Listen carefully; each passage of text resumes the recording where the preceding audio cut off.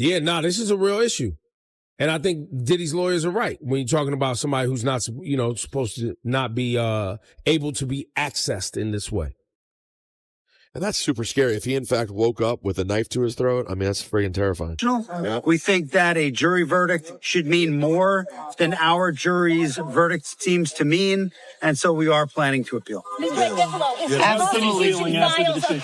He isn't just losing his empire anymore. He's watching it get dismantled by the very people who once bowed to him. For years, the lawsuits, the raids, the prison sentence rumors, and the documentaries felt like the end of the story, but this week shifted everything. A new sworn statement surfaced, and the allegation is chilling. A victim claims he was cornered in a hotel suite, his drink tampered with, and then threatened with words that stopped everyone cold. If I can get Shakur hit, what the F do you think can happen to you? Those words are now spreading like wildfire, repeated in court filings and whispered across hip-hop circles, not because they're shocking alone, but because of when they're landing. A Los Angeles judge has just approved yet another assault lawsuit to move forward. This one alleges Combs violently attacked a producer, forced himself on him, and then mocked him afterward by throwing a Notorious B.I.G. T-shirt onto his body, sneering, "Rest in peace." Even more explosive, Biggie's son, CJ Wallace, is now named in the case, while his mother's reportedly rushing to counter a damaging Netflix documentary with a project of her own. The optics are collapsing fast. A man who ruled the industry for decades doesn't fall apart overnight unless the system that once protected him is cracking, or worse, turning. And here's the part that has insiders nervous. The next wave isn't coming from polished legal teams or streaming platforms. It's coming from the people who are actually in the room. I'm happy to go. So we think that's just absolutely inconsistent with the jury's verdict. I mean, the jury's verdict was resoundingly clear. There was no trafficking, there was no racketeering, everything was consensual, everything was adult, which is why he was convicted only of the offense. What we feel happened today was that the judge acted as a 13th juror, yes, one that we did not choose, and that he second-guessed the jury. The moment the phrase, "if I can get Shakur hit," entered the public record, the entire narrative around Sean Combs shifted. This was no longer just about lawsuits, prison rumors, or industry fallout. It was a direct, explosive link to one of hip-hop's most sacred and unresolved wounds. According to newly surfaced court documents, the allegation comes from Steve Otis, a name few people recognized until this week. Otis claims that more than a decade ago, Combs drugged him in a Midtown Manhattan hotel, forced him into what was described as a reclamation ritual, then pinned him against the bathroom wall and whispered that chilling threat referencing Tupac Shakur. What makes this claim so unsettling isn't just the accusation, but the timing. Otis waited 12 years to come forward, filing only after Combs was already incarcerated. Sources close to the situation say this wasn't just fear of Combs himself, but fear of the machine surrounding him. Otis allegedly received threats through a male accompaniment agency called Cowboys for Angels, where he was warned, "Mr. Star doesn't play." That alias alone has raised eyebrows, sparking questions about how many names Combs may have operated under and how many others are still silent. Combs' legal team insists the claims are fabricated, calling them opportunistic. But that explanation weakens when you consider the broader context. A federal judge has now allowed another lawsuit to move forward, this one from producer Jonathan Hay. Hay alleges Combs assaulted him, forced himself on him, then threw a Notorious Big T-shirt on his body while sneering, "Rest in peace, Big." That's not just violence, it's symbolism.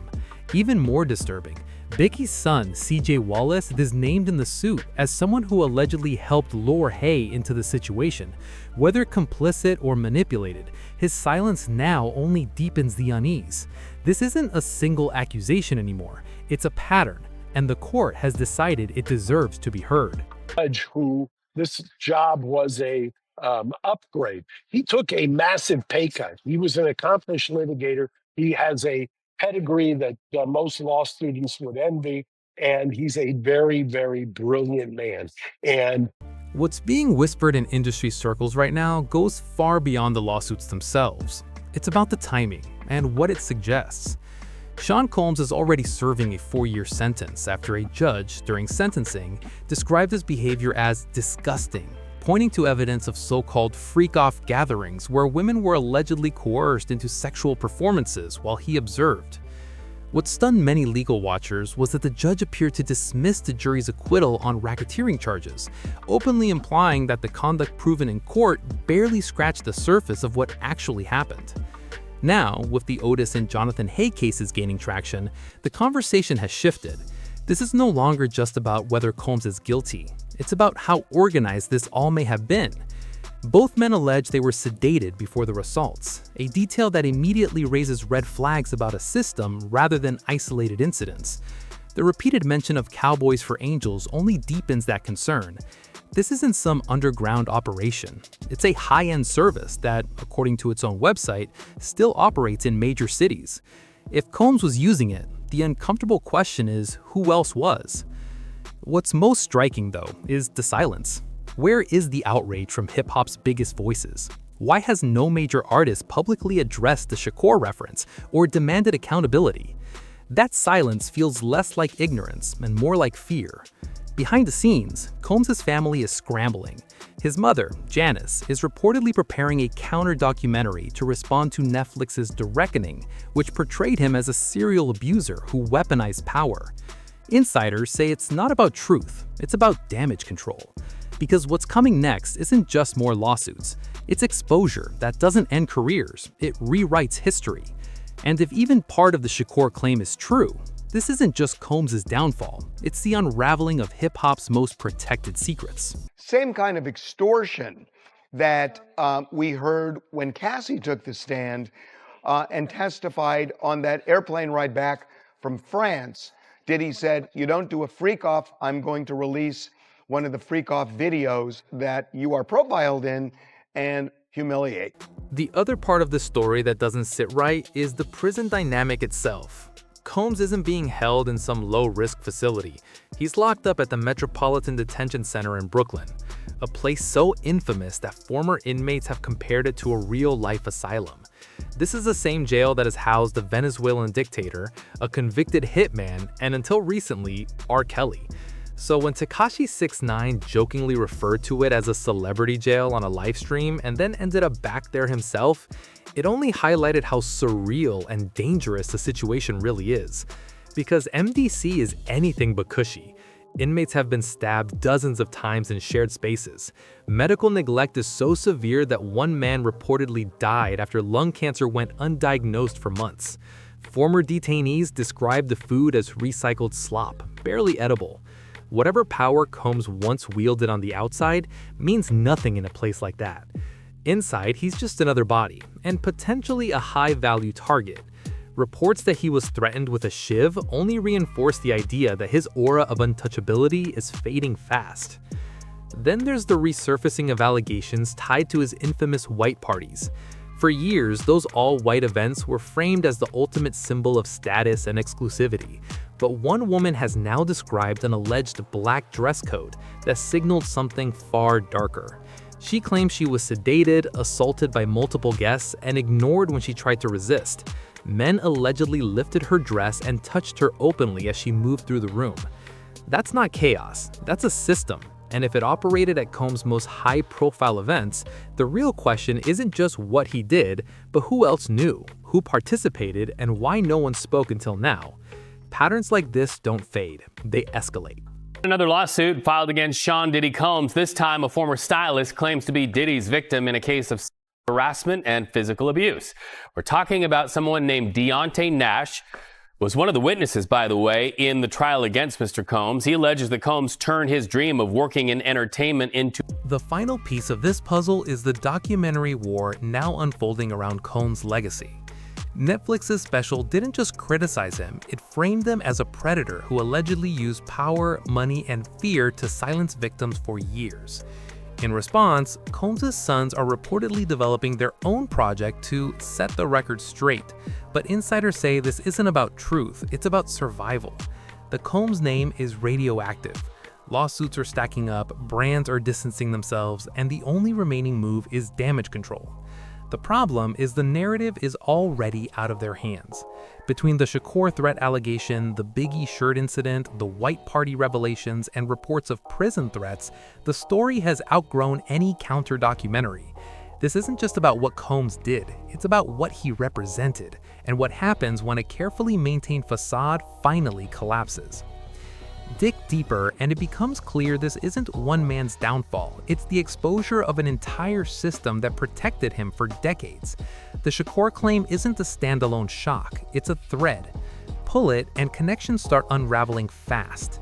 Steve Otis filing his lawsuit only after Combs was locked up raises a chilling question.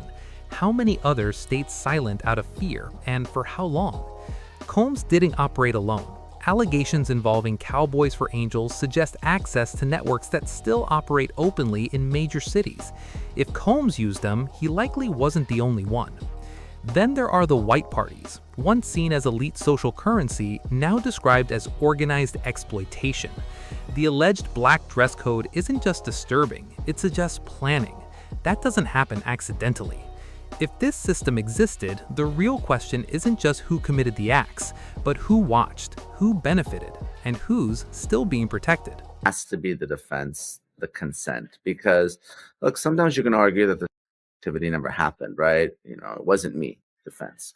But this is not your typical assault case. There are a lot of people there, right? There are people that are arranging the workers. There are people that are setting up lights and cameras, booking hotel rooms. Obviously, Diddy has a large entourage. The silence from hip-hop's biggest names is becoming impossible to ignore, but it doesn't feel like simple fear. It feels strategic. Sean Combs didn't just build an empire, he built a web of alliances that protected him for decades. Gatekeepers, favors, careers launched and stalled at his discretion. So when allegations as explosive after Shakur claims surface, and not a single major artist publicly responds, it raises uncomfortable questions. Is it disbelief, or is it awareness of how deep the connections run? The industry's quiet isn't accidental, it's calculated. Combs wasn't just a mogul, he was a power broker, and power brokers don't fall without collateral damage. While that battle plays out behind closed doors, the prison reality adds another layer. Combs isn't sitting in some insulated celebrity bubble. The Metropolitan Detention Center in Brooklyn is a brutal environment where status means nothing, and protection is never guaranteed. Reports that he's been threatened with a shiv aren't just gossip. They signal that whatever shield he once had is gone. On the outside, he controlled narratives and silenced opposition. Inside MDC, he's just another inmate surrounded by men with nothing to lose. The jokes about celebrity jail collapse fast when you look at the conditions: violence in open areas, severe medical neglect, and an atmosphere that breaks people down. What's becoming clear is that this was never just about personal misconduct. It was about power, control, and systems that kept people quiet. The reported efforts by his family to push a counter-documentary aren't about clearing his name, they're about damage control. The real fight now isn't only in courtrooms, it's over history itself. And if this system truly cracks, the fallout won't stop with Combs. It will force a reckoning for everyone who benefited from the silence. This is going to be a great PR thing for Trump. So how do things get leaked? They get leaked when people want you to know what might be happening. You know what I'm saying? Yeah. Now, at the same time as this news came, like literally right before this news broke, there was a notice filed by Diddy's attorney, Alexandra Shapiro, who is in charge of his appeal. And they basically just put the court on notice that in 4 to 6 weeks, they're going to be appealing the sentence. The other piece of this story that's coming into sharper focus is the financial angle. Sean Combs didn't just build an empire on music, he built it on deals, investments, and tightly controlled alliances across fashion, liquor, media, and tech. That's why his legal team scrambling to appeal his sentence isn't only about freedom, it's about assets. A multi-year prison term isn't just personal punishment, it's a business catastrophe, especially with civil lawsuits stacking up on top of criminal exposure.